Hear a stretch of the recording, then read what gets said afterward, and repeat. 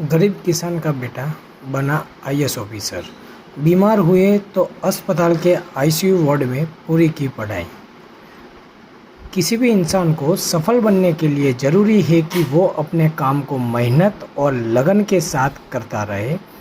यही वजह है कि देश की सबसे कठिन परीक्षा यूपीएससी को पास करने के लिए ज्ञान और धैर्य जैसे मापदंड तय किए गए हैं। एक गरीब किसान के बेटे नवजीवन ने भी यूपीएससी की परीक्षा मेहनत और लगन से पास की। उस परीक्षा की तैयारी के दौरान आने वाली कठिनाई को दरकिनारे कर वो यूपीएससी की तैयारी करने वाले लाखों छात्रों के प्रेरणा स्रोत बन चुके हैं। गरीब किसान परिवार से ताल्लुक़ रखने वाले नवजीवन ने पढ़ाई के दौरान कभी भी अपनी परिस्थितियों को आगे नहीं आने दिया।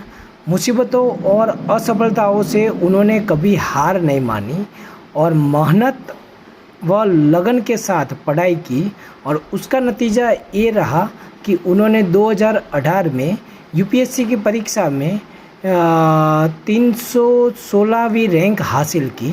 गांव के स्कूल में की शुरुआत की पढ़ाई।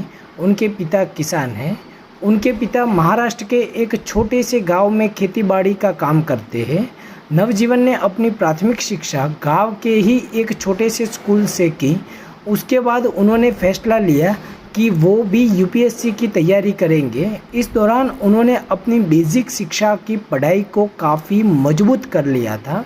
नवजीवन बचपन से ही पढ़ने में ठीक थे। पिता को लगा कि बेटा पढ़ाई करना चाह रहा है तो उन्होंने दिल्ली में यूपीएससी की पढ़ाई करने की सलाह दी। पिता की सलाह मानकर उन्होंने दिल्ली आने का फैसला किया और पिता को भरोसा दिलाया कि वो दिन रात मेहनत से पढ़ाई करेंगे। नवजीवन बताते हैं कि उन्होंने गांव में इस परीक्षा की असफलता और कंडीशन का सही अंदाज़ा नहीं था। दिल्ली आकर उन्हें कई विद्यार्थियों को असफलता होते देखा। हालांकि उससे उनका हौसला पस्त होने की बजाय और प्रबल हुआ।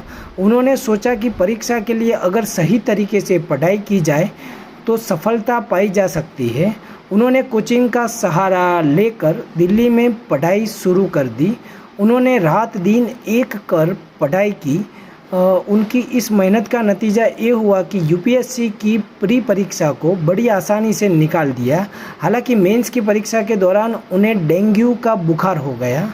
आईसीयू में रहकर यूपीएससी की तैयारी। बुखार इतना ज़बरदस्त हुआ कि उन्होंने अस्पताल से के आईसीयू में रखना पड़ा। डेंगू से जूझने के कारण उनकी पढ़ाई बुरी तरह से प्रभावित हुई। मेंस की परीक्षा के लिए अब 1 माह से भी कम समय बचा था। नवजीवन को बहुत दुख हुआ। उसके बाद उनके पिता ने उनका हौसला बढ़ाते हुए कहा कि जीवन में जब भी मुश्किल समय आए तो 2 विकल्प रहते हैं, या तो मुश्किल हालात को डट कर सामना करो या फिर कायरों की तरह वहां से भाग जाओ। पिता की बात नवजीवन समझ गए। उसके बाद उन्होंने दोस्तों और सीनियर्सों की मदद से अस्पताल में ही पढ़ाई शुरू कर दी। हम अस्पताल के लोग नवजीवन की लगन को देखकर हैरान थे। अपने एक साक्षात्कार में उन्होंने बताया था कि मेंस परीक्षा की ज़्यादातर तैयारी अस्पताल में ही हुई थी। उनकी इस मेहनत का असर ये हुआ कि उन्होंने यूपीएससी की कठिन परीक्षा को पास कर लिया। गरीब किसान के इस बेटे ने लाखों यूपीएससी की तैयारी करने वाले के लिए एक प्रेरणा के तौर पर काम किया।